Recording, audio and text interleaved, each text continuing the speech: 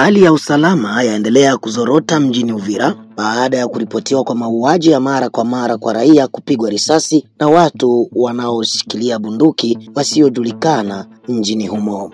Kwa mujibu wa vyanzo toka eneo hilo ni kwamba takwimu za visa vya mauaji ya raia zimepanda kwa 70% kuanzia mwanzoni mwa juma hili, ambako zaidi ya visa 5 hurekodiwa kwa juma. Hali hiyo imesababisha raia kuyahama makazi yao wakihofia usalama wao, huku wengi wao wakikimbilia nchini Burundi na wengine kuelekea tarafa jirani la Fizi baada ya mlipuko huo wa mauaji ya raia kuuliwa na watu wasiofahamika. Tangu kuwepo kwa jeshi la FARDC pamoja na wazalendo mjini Uvira, raia walitegemea kuwepo kwa amani ya kudumu eneo hilo, ila kwa bahati mbaya picha halisi ya jiji la Uvira huashiria kuelekea pabaya, maana majambazi na wahalifu wengine huendesha operation zao pasipo kushikwa na vitengo vya usalama eneo hilo. Emmanuel Abedi Pascal ni mratibu wa vuguvugu la machozi ya raia mjini Uvira.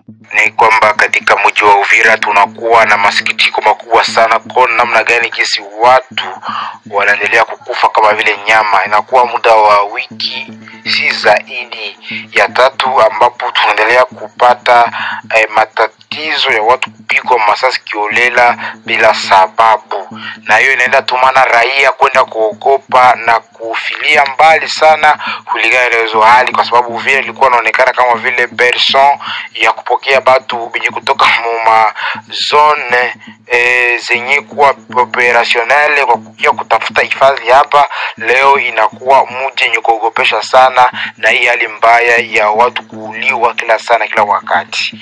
Katika tarehe 11 huu mwezi wa 5 ndani ya kata la Kabindula, mtu aitwaye kwa jina ya Angola Shushiri, yeye alikuwa mrandambao, amepigwa masasi na watu wasiojulikana nyumbani kwake ndani ya kata la Kabindula mkomini ya Kalundu.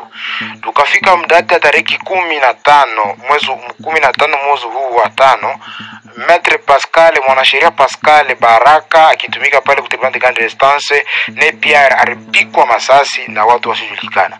Kufika mudata tarehe 16 huu mwezi, Papa Sange Kinyungi kwa jina maarufu Sange Kinyungi, Pasange Kinyungi kwa jina maarufu Sangefa, ne pia akapigwa grenade nyumbani kwake na kupoteza maisha. Na mwili hiyo masiku hivi wakapiga risasi 12, na ambapo inaendelea kuogopeshia raia wote wa Uvira. Kulingana na hiyo hali, wengi kwa sasa wanakuwa na ile hali ya kutoka Uvira kujielekeza Burundi kwa kutafuta hata hifadhi nyingine, nafasi var meme hata kwenda Fizi.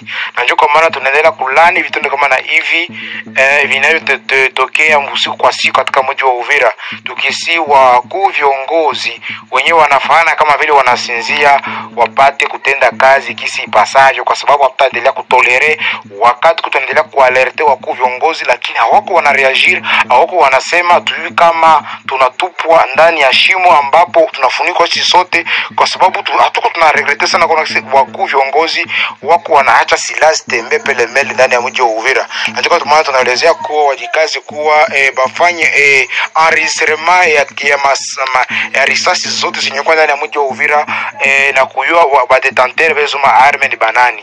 Pia tunalika raia yote ya Uvira tupunguze kutembea usiku, kwa sababu usalama unaendelea kuzorota katika mji wetu. Inapofika saa 1:30 unajikaza na kwa nyumbani kwa observer situation ya hali ya usalama. Pia tuende kuchangia kwa kusapoti serikali kwa kudenonse wahalifu ambapo wanaweza kuwa kididegusi na kujinfiltrate ndani ya raia, na wazo inaweza kuwa jambo lazima sana, naweza kutetea sisi sote katika mji wa Uvira. Licha ya juhudi zinazoendeshwa na jeshi pamoja na wazalendo ili kupiganisha adui wa M23, raia wa jiji la Uvira washikwa na wasiwasi mkubwa kupitia mauaji ya raia, kupigwa risasi mara kwa mara eneo hilo.